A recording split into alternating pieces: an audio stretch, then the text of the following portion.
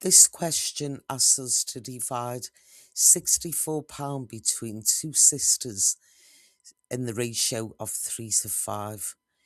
Okay, so altogether, that money is being split into 8 parts, and one sister's getting 3 of the parts, the other sister's getting 5 of them.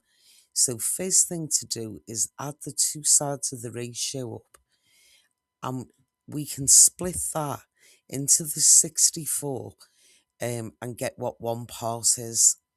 Okay, so one part is equal to £8, right? So that means that this sister gets 3 times 8, she gets £24.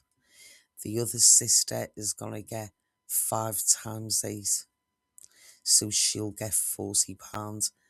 And then you need to put a quick check together that it comes back to 64 altogether at the end.